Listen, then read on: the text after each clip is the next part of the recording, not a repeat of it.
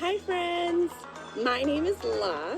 I am the Director of Next Gen at the Watertown campus. During the month of July, the Watertown and East Lex campus work together to continue the This is Grace Next Gen Challenge. Our goal for the month of July was to collect 120 items. Now, this number is not random. The Boston Project serves around 120 families, which means that every single item donated is going directly to a family. And I am happy to say that with your help, we have collected over 500 items.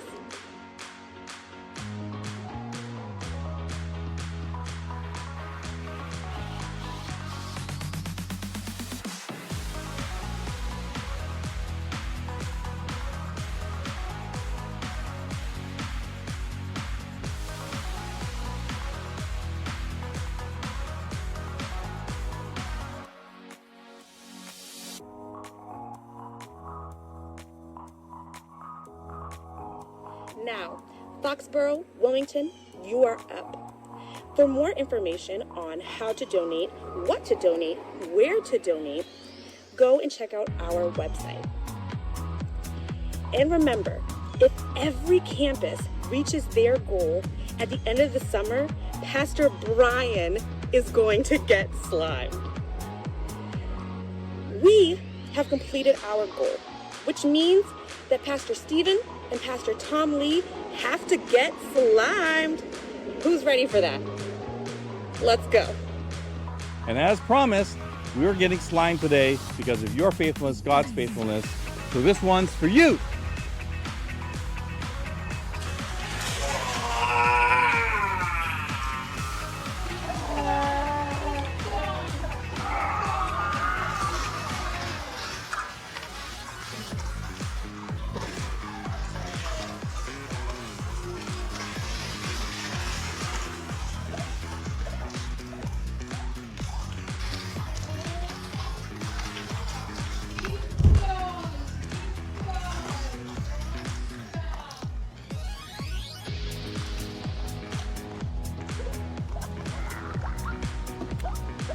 Well done.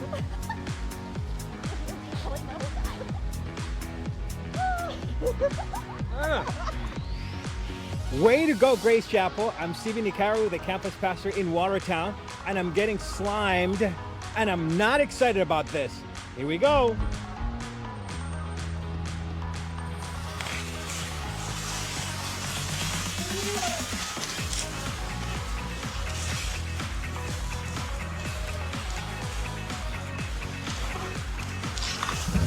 Oh my goodness, it actually tastes good. Yeah, it tastes good.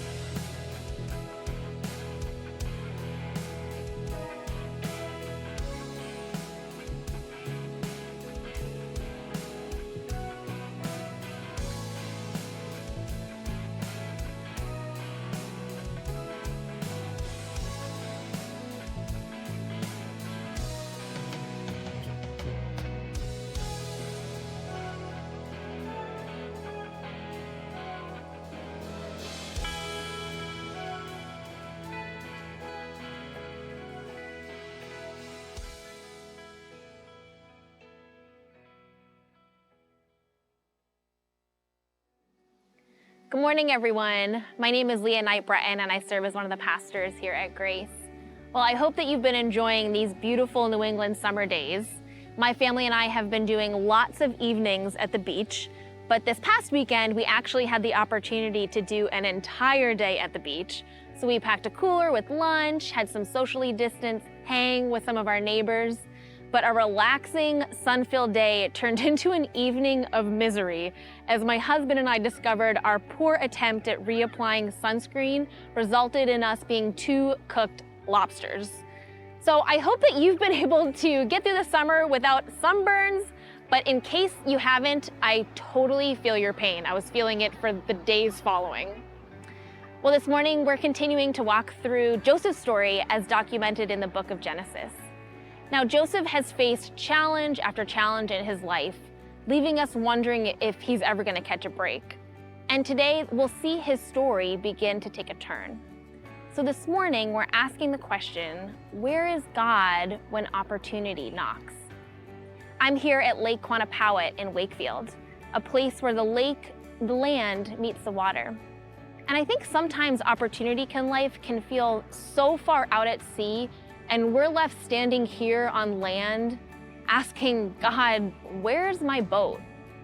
Spoiler alert, it may take time, it may take hardship, but the promise we have from God and the lesson that we learn from Joseph's story is that God has promised to make what feels impossible possible. We may not be able to see the boat or be able to build a boat, but God can provide a boat. And better yet, God promises to be our boat. So that's what I pray that God will speak to you today.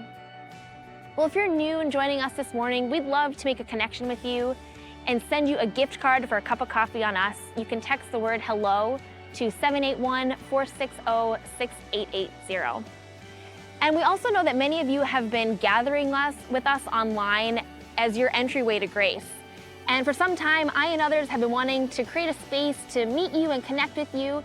So after the service this morning, we invite you to join me and a few others from our staff for our first ever virtual meet and greet. You can text the word MEET to the number on the screen to get the link, or at the end of the service, we'll have a QR code that you can scan to get the link as well. So this morning, we'll hear another edition of a creative retelling of Joseph's story as found in Genesis 41. Pastor Brian will be bringing our message this morning, and our pastor of community care, Pastor Sunny, will come back to close our service at the end. So as we jump now into a time of worship, I invite you to let the music and the words wash over you, reminding you of the ways that God is with you and perhaps leading you into an opportunity of your own. So let's worship together.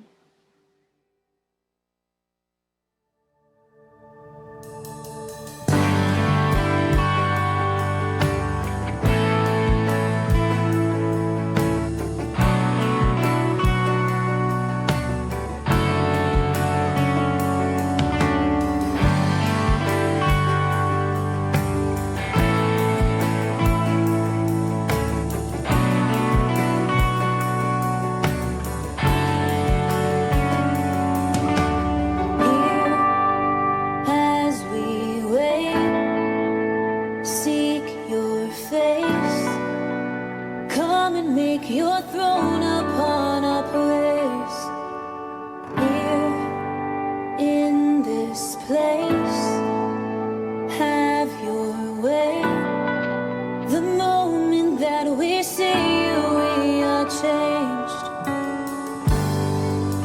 Show us your glory. Show us your glory. In wonder and surrender we fall down.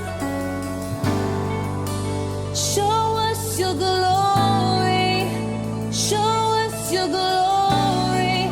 Let every burning heart be holy ground.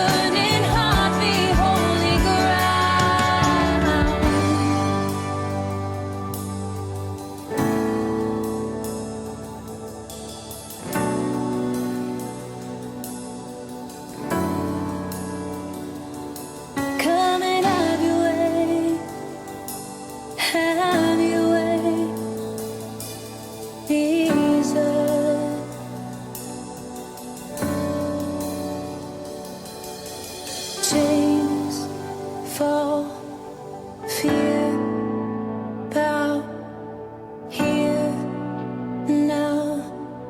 Jesus, you change everything. Lives heal, hope found here now. Jesus, you change everything. And chains fall, fear bow here and now. Jesus, you change everything. Lives healed, hope found here and now. Jesus, you change everything.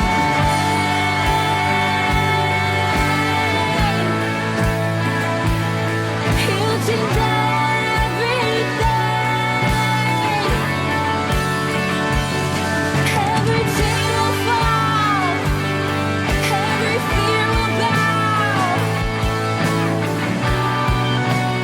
at the name of Jesus. And chains fall, fear bow here and now. Jesus, you change everything. Lives healed, hope found here and now. Jesus, you change everything.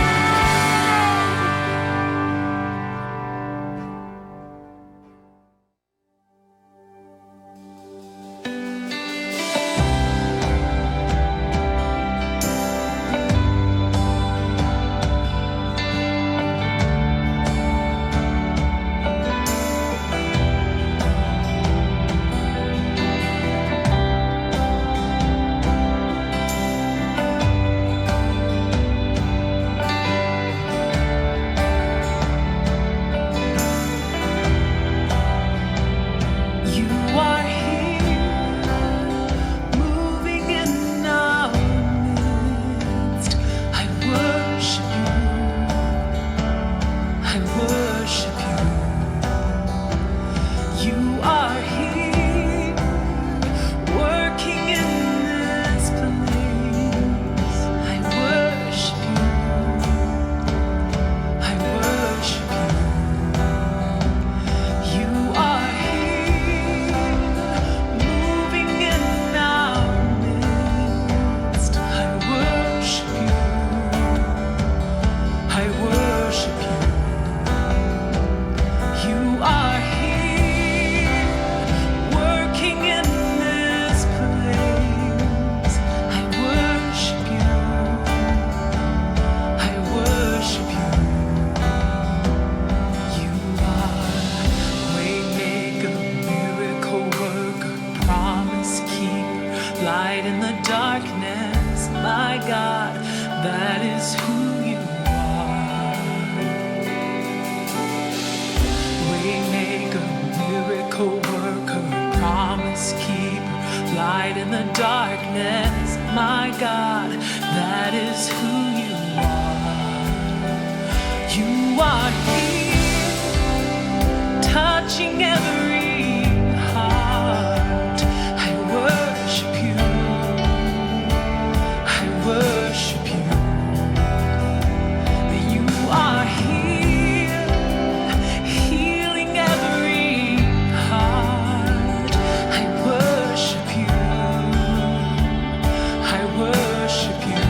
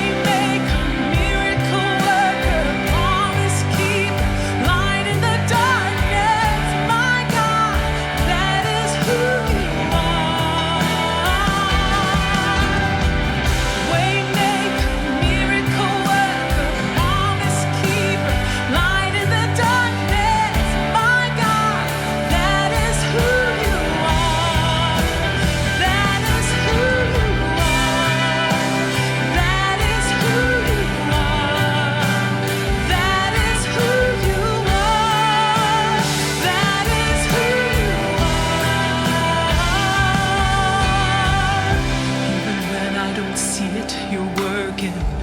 Even when I don't feel it, you're working. You never stop working. You never stop working. And even when I don't see it, you're working. And even when I don't feel it, you're working. You never stop working. You never stop working. You never stop working. You never stop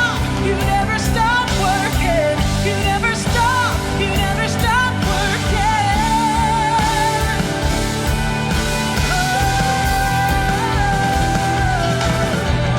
Waymaker, miracle worker, promise keeper, light in the darkness. My God, that is who you are.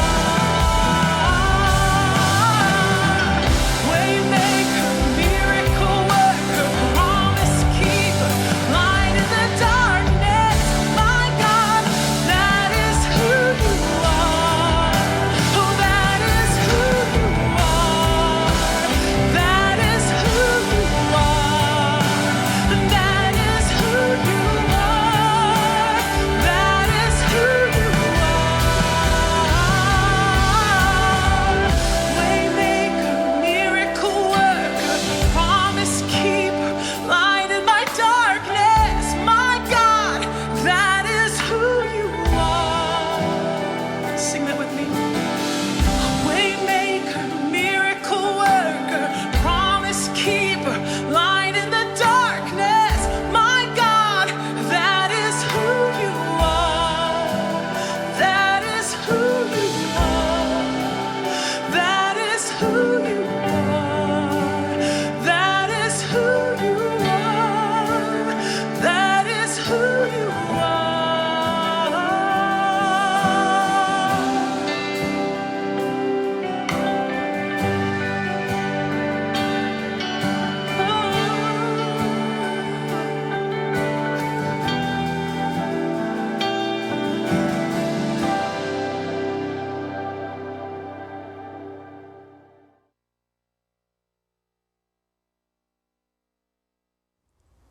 One night, Pharaoh himself had a dream.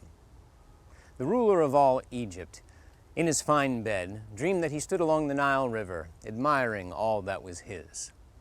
Out of the water came 7 fine cows, who began to feed on the grass. So far, quite satisfying. But then after them came 7 more cows, ugly and underfed. And the thin cows ate the healthy cows. Pharaoh stirred. Shaking off the dream, he fell back asleep and dreamed again. This time he saw 7 stalks of grain, lush and ripe and golden, and yet behind them grew 7 pitiful stalks, sickly and ruined by a harsh wind, and they consumed the good stalks. The dreams troubled Pharaoh because he believed the dreams could hold meaning. He summoned his astrologers and his scholars, but none of them could explain the visions in a way that satisfied him. Suddenly, a voice spoke up. It came from the man who had just brought Pharaoh his beverage of choice. "I remember," the cupbearer said, "in the prison there was a man, a young foreigner. The baker and I each had a dream, and we told them to him. He gave us each an interpretation, and everything he predicted came to pass." Pharaoh wasted no time in summoning this interpreter of dreams, and Joseph found himself taken from the prison and cleaned up so that he was presentable to appear before the most powerful man in the nation. "I've heard it said that you understand dreams." Pharaoh studied Joseph closely. Joseph was sweating. "It does not come from me," replied Joseph, "but I believe that God will answer your questions." So Pharaoh recounted his dreams about the cows and the grain. "None of my own people could tell me what this means," he concluded. But again, Joseph understood the dreams. Your 2 dreams go together," he explained. "God has revealed to you what he's going to do. The healthy cows and the healthy grain represent 7 good years, perfect conditions, and a great harvest. The Pharaoh looked pleased. But the sickly cows and the ruined grain represent famine. 7 years of utter famine. It will be severe. The abundance of the good years will be completely forgotten. People will starve. Yet God has chosen to show you what's going to happen so that Egypt can prepare.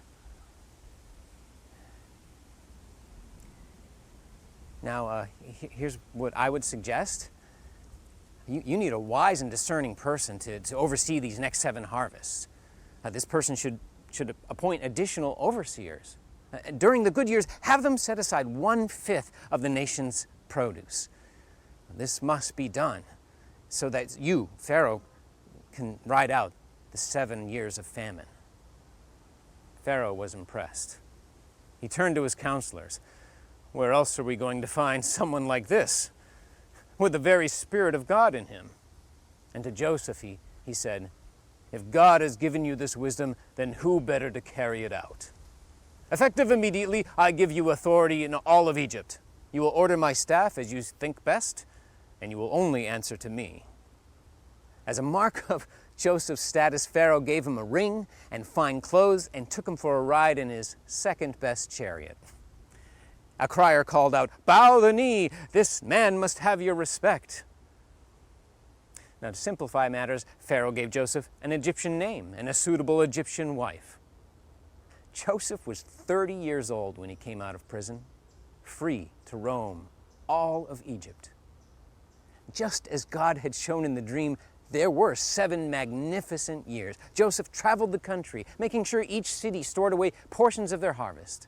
And Joseph had 2 sons. The first he named Manasseh, after the Hebrew word forget, saying, God has made me forget my hardship. And the second son was Ephraim, after the Hebrew word for fruitful, saying, God has made me fruitful in the land of my troubles. And then the famine came. All lands were afflicted. Nothing would grow. Harvests were non-existent. People were worried, then frantic and angry. And yet, in Egypt, people had bread, there was grain for sale, and Joseph managed the stockpiles. Go to Joseph, Pharaoh told everyone. He's in charge. And so, from all nations, people came before Joseph to buy grain. Well, this story just keeps getting better and better, doesn't it? So far, Joseph has been hated by his brothers, stripped of his Technicolor dream coat, thrown into a pit, sold into slavery, shipped to a foreign country, falsely accused, thrown into prison, and then forgotten by the one person who might be able to do something for him. And then suddenly there's this remarkable turn of events. After 2 years, he's remembered by that former cellmate. He's released from prison, recognized for his remarkable talents, and rises to become right-hand man to the most powerful ruler on earth at the time. I mean, forget about rags to riches. This is like pit to palace. But as I got thinking about Joseph's story, it brought to mind another story of another man's remarkable rise to power that has captured our imagination in recent years. I'm thinking of Alexander Hamilton. His name is Alexander Hamilton. The immigrant orphan who became a founding father, who went a lot farther by working a lot harder, by being a lot smarter, by being a self-starter. Don't worry, that's all I'm going to do. You got to see the show. But think about the parallels for just a minute. Both men lost their mothers and suffered family trauma. Both men find themselves living in a new and unfamiliar land. Both men learn leadership the hard way, managing other people's affairs. Both men were recognized early for their quick minds and their work ethic. Both became second in command to people in power. Both played pivotal roles in the forming of their nation. and both of them had Broadway musicals made about them. Actually, there are even more parallels than that, but we don't have time to get into all of it. But why do we find these stories so intriguing? This pit to palace motif. Could it be because we like to believe that anyone can rise to a place of influence and power?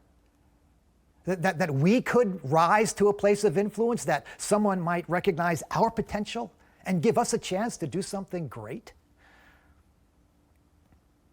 Well, so far in our series, we have learned that God is with us in hard times. He's with us when things go wrong. He's with us when our family falls apart. He's with us when we're tempted and falsely accused. He's with us when life is a grind. We've learned he's not only with us in those hard times, he's actually working with us in those hard times to do something good in us and through us. But life isn't always hard. Sometimes things go right. Sometimes things go our way, and an opportunity comes knocking on our door. Like when we get an acceptance letter from that school we applied to. When a recruiter calls and offers us a new job, or the boss offers us a promotion. When the church or the community comes looking for volunteers. When a friend asks for our help, or asks a question about our faith. How is God with us in moments like that, when we have opportunities to do something good?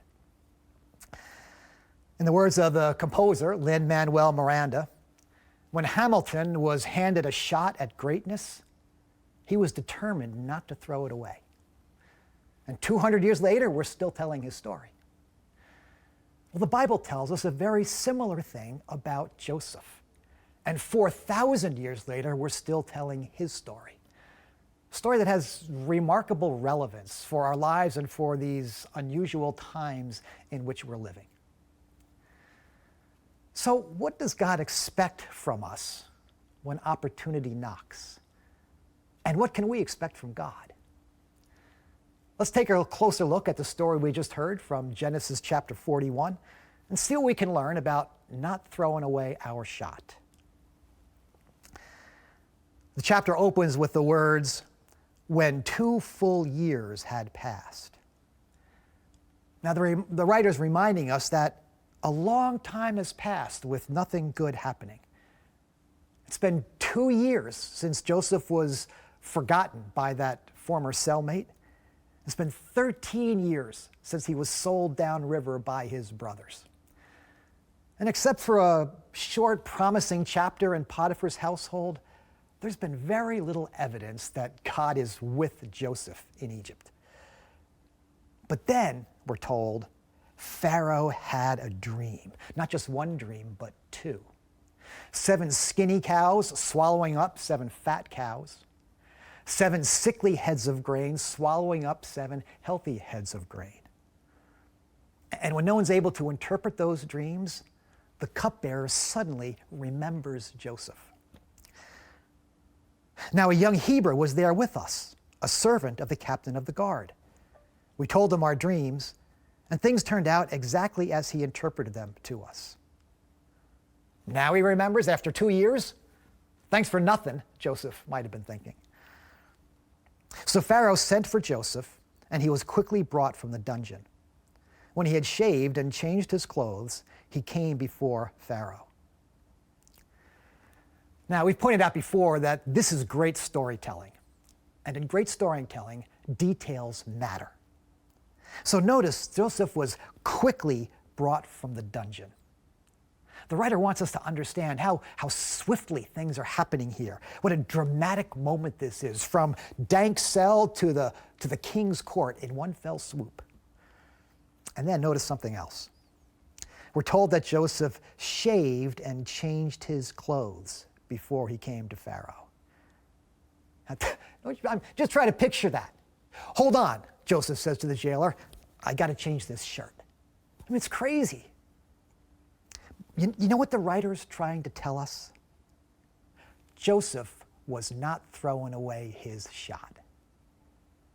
If he had one chance to appear before the most powerful person on earth, he was going to look his best. So that brings us to the first point I'd like to make today. The first thing the Lord expects of us when opportunity knocks, and that's to show up. Just show up. That may seem like a pretty obvious point, and you might say, well, what choice did Joseph have but to show up? But keep in mind how easy it would have been for Joseph to be angry and bitter at this point. After the way he's been treated by this cupbearer and by the Egyptian authorities, interpret your own dreams, he could very easily have said. And think about how easy it would have been for him to be pessimistic at this point, to have given up hope. I mean, why bother? Why stick his neck out again? It hasn't gotten him very far to this point.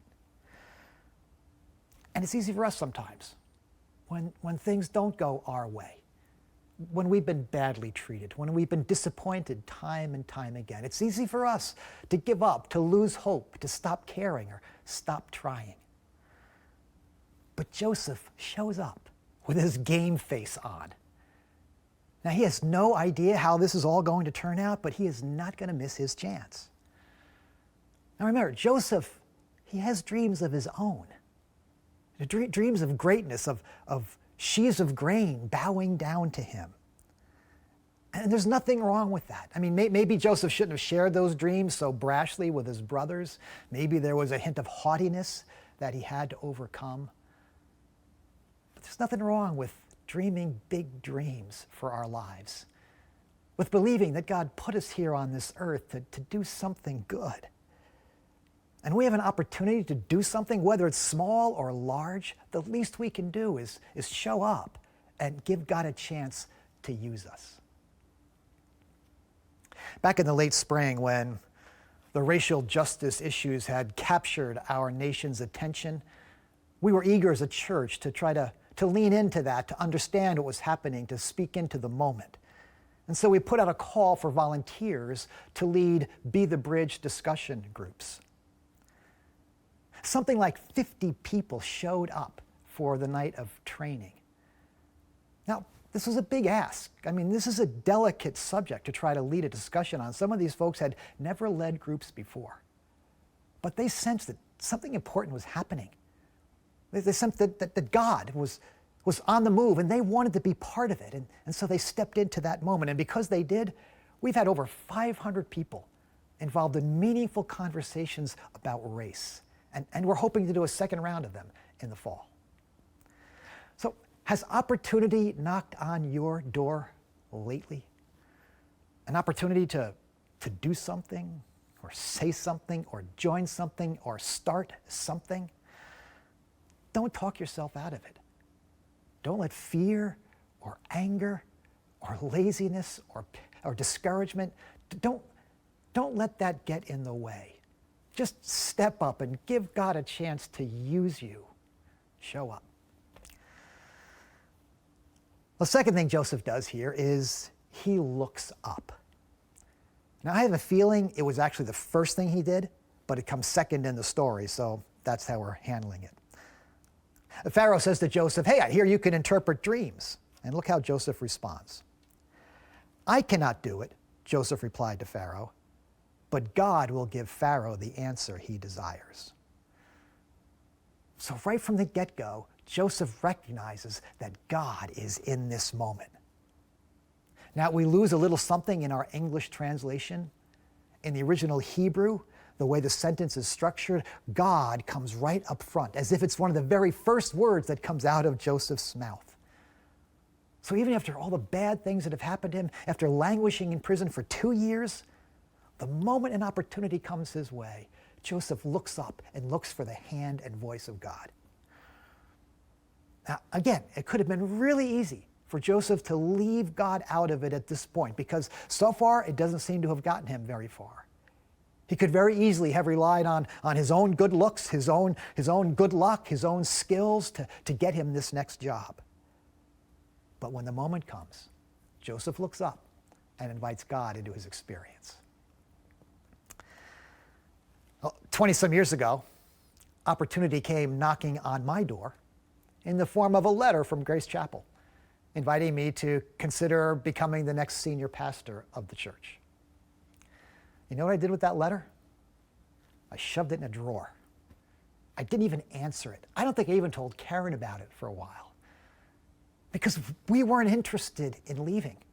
We liked our life, our work, our church, our home. Why would they want me? What did I know about leading a large church in the heart of Red Sox Nation? No less. It took a couple whacks in the head from God to get my attention until I realized that he was the one knocking on my door. And I'm sure glad he did. Now, does that mean every time opportunity knocks that you're supposed to say yes? Well, not necessarily. Every job offer, every request for help. We don't know where it's going to lead, but God at least wants us to look in his direction, to ask him, Lord, what are you showing me? What are you revealing to me in this particular moment? When opportunity knocks, look up. Listen for God. He wants to be with you in the decision. So Pharaoh tells Joseph his dreams, only this time the cows aren't just skinny, they're ugly. Ugliest cows I've ever seen, to use Pharaoh's words. And when he's all done, Joseph speaks up. God has shown Pharaoh what he's about to do. 7 years of great abundance are coming, but 7 years of famine will follow them. The reason the dream was given to Pharaoh in two forms is that the matter has been firmly decided by God, and God will do it soon. Now, what usually happens to advisors who bring kings bad news? Right, they usually lose their jobs, right? If not their heads. So this is a risky move for Joseph to speak truth to power like this. But he decides to speak up. But notice a couple things about the way he speaks. First of all, from what we can tell from the text, there's a certain amount of respect, even-handedness about the way Joseph speaks. Now remember, this is a nation that has enslaved him and wrongfully imprisoned him. A nation that is a threat to the whole world and no friend to the Hebrew people. But Joseph shows no animosity towards Pharaoh.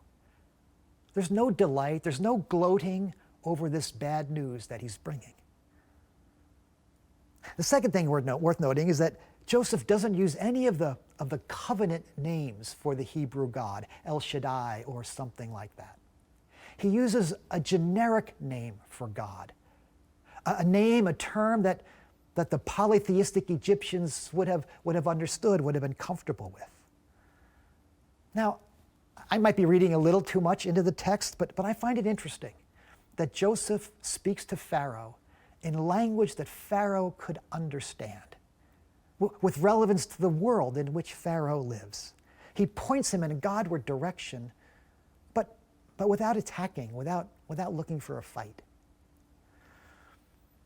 And so the point I'm making here is that when opportunity knocks, sometimes all we need to do is to speak up, to point people towards God, to speak truth, but to do it with gentleness and respect, in a way that people can actually hear it and process it without feeling threatened or attacked.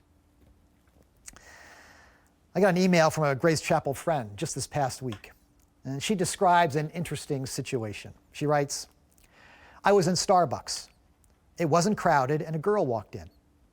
She was wearing a black shirt with a satanic pentacle on the front, and on the back it said, "Not today, Jesus."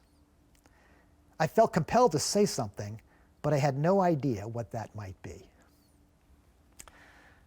Well, I like the fact that my friend recognized this as an opportunity. She wanted to speak up, but wasn't sure how or what to say. And I know we all find ourselves in moments like that, where there's an opportunity and we don't know how to go after it. And first of all, I want to give her props for not saying something like, "I hope you have lightning insurance," or "Don't look now, girlie, but Jesus is right behind you," something like that. Now, I had the advantage of reading it in an email instead of kind of being there in the moment. But she might have said something like, "Tell me about your shirt." Remember how often Jesus led with a question? Or she might have said, "I used to feel that way about Jesus too." Now, I have no idea if the conversation would have gone anywhere from there. But when someone wears a shirt like that, they're almost daring you to say something.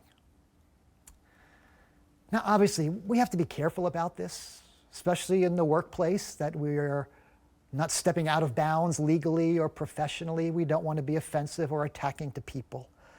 It can feel risky because we don't always know how people are going to respond. But remember, we don't have to get them all the way to Jesus in one conversation. Sometimes all we have to do is ask a question or share a little bit of our story. I think we'd be surprised how open people are to a conversation about God or hearing about our church, or even sharing a little bit of their story with someone who cares enough to ask them. So sometimes, when opportunity knocks, all we have to do is speak up. Well, the final thing Joseph does here is to step up.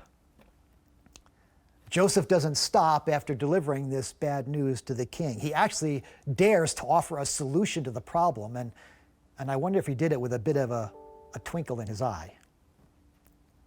And now let Pharaoh look for a discerning and wise man and put him in charge of the land of Egypt. And he goes on to propose a detailed strategic plan for seeing the nation through this crisis.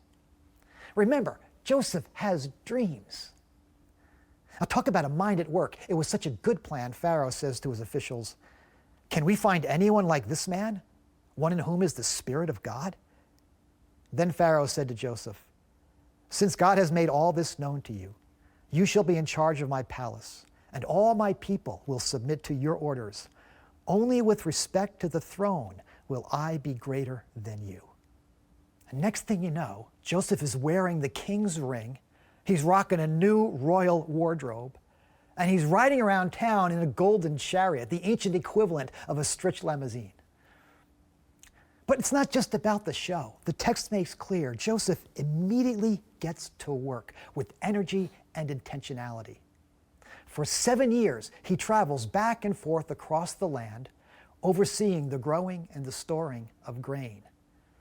And for the next 7 years, he oversees the sale and distribution of that grain to save the lives not only of the people of Egypt, but surrounding peoples as well, including his own family.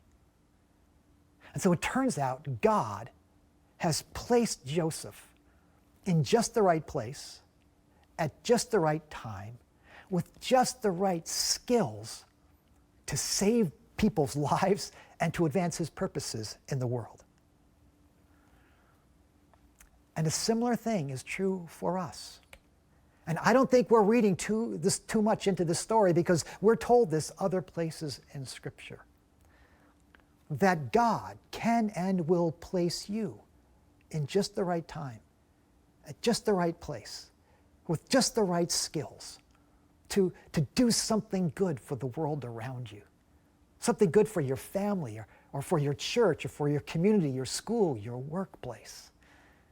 And so when opportunity comes knocking, it's time for us to step up and put those God-given skills and experience and wisdom to work to do something good in this world.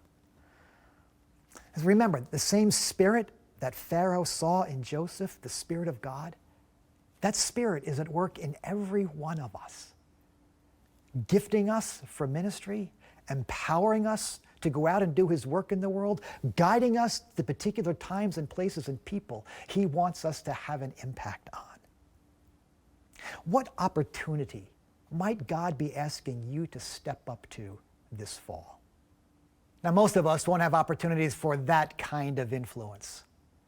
But I believe that this fall, we will all have opportunities to serve our families, to serve our schools and our workplaces, our church, our community, maybe in ways we never have before because of this pandemic we're in the midst of.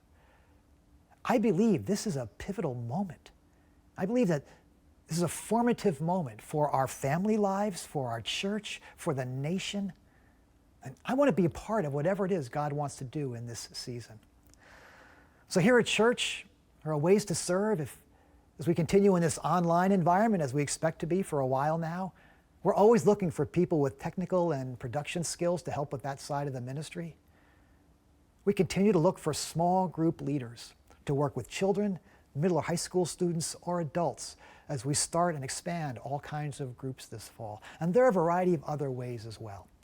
So if you'd like to find a place to put your skills and wisdom and life experience to work, just check us out at our website. Or I will invite you also to a virtual Vision Leaders Gathering we're going to be having on Sunday afternoon, September 13th, as we cast some vision for what God might be doing in our church this year.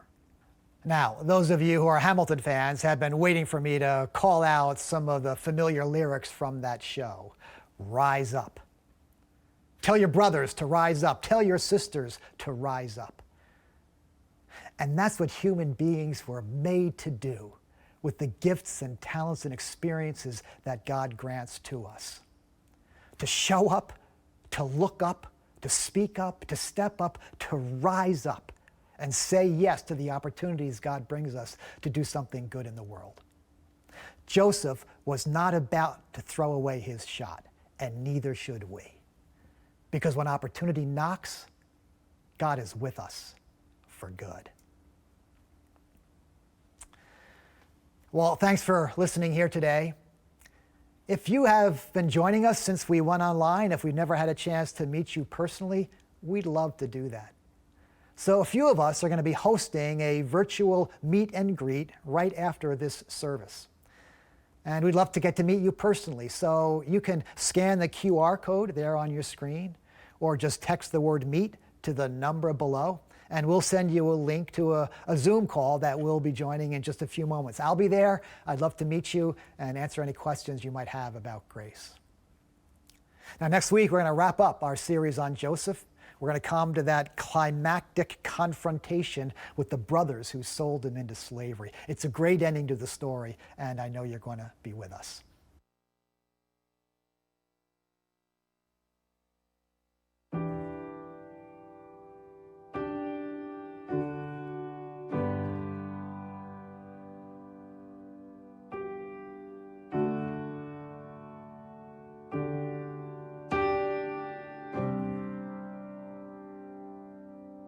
The hour is dark,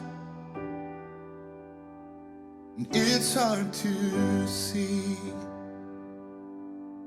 what you are doing here in the ruins and where this will lead.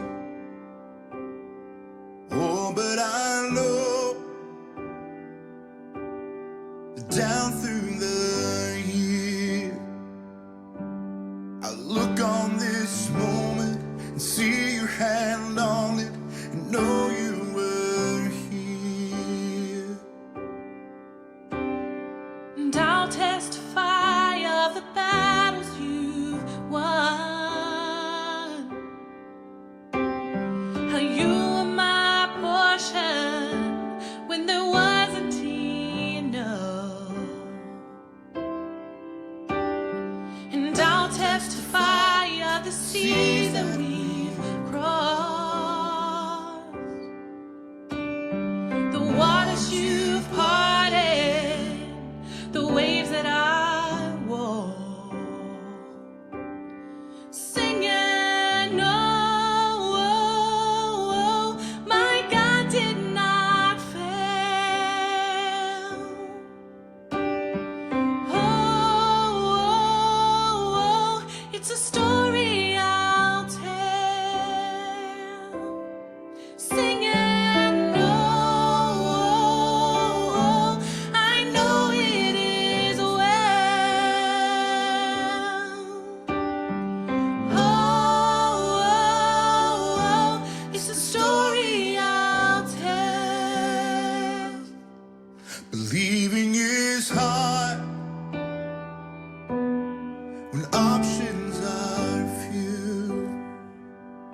When I can't see what you're doing, I know you are proving you're the God who comes through.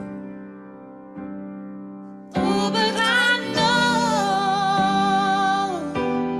that over the years, I'll look back on this moment and see your hand on it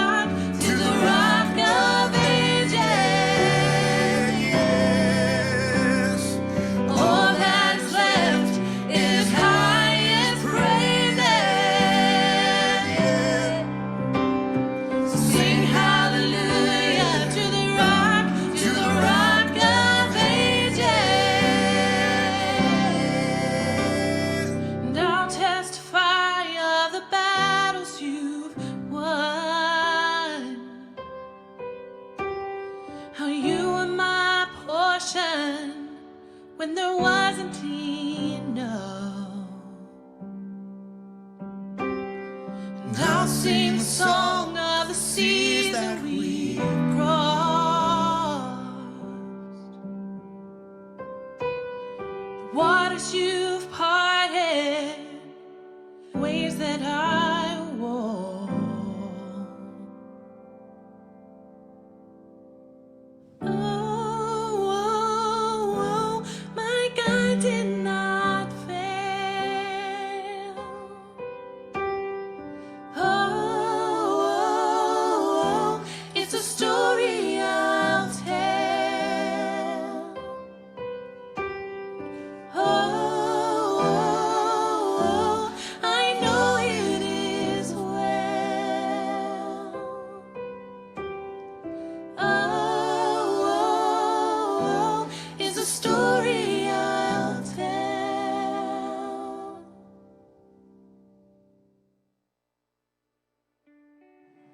Hello everyone, my name is Sunny Taves and I am the pastor of Community Care. We have learned from Joseph how God is with us, not only during turmoil and hardships, but also in moments of great opportunity. As we continue to face difficulties due to the pandemic, civil unrest, and personal hardships, how do we lean into God's presence and the opportunities that He gives to us? What opportunities do you have in your life to serve and give, especially during these times? I want to give you a minute to pause and reflect on this question.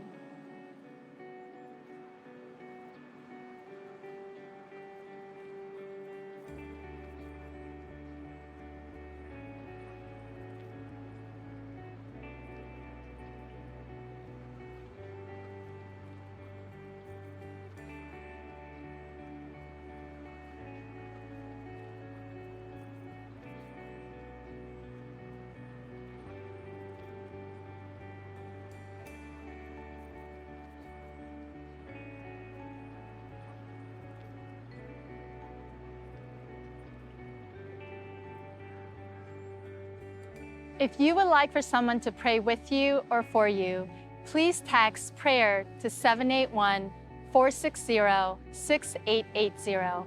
One opportunity I'd like to invite you to consider is serving with our Stephen Ministry here at Grace Chapel.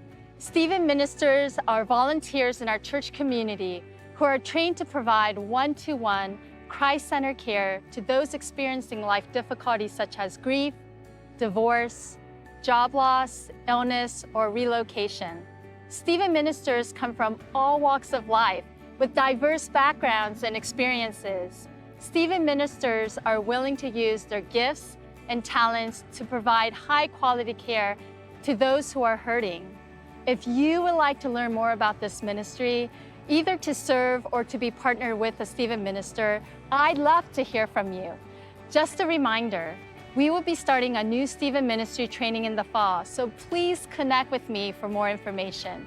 You can email me at staves@grace.org, or you can text CARE to the number below. We will be sharing more opportunities in the coming weeks for ways for you to jump in to serve and be part of our mission to discover life with God for the good of the world. Stay tuned for that. Also, a reminder that in just a few minutes, we will have our first virtual meet and greet for those who would like to learn more about getting connected to Grace. Text MEET at the number below or scan the QR code at the end of our service. As we go from here, I would love to leave you with these words from Ephesians 2:10. For we are God's handiwork, created in Christ Jesus to do good works, which God prepared in advance for us to do. Amen.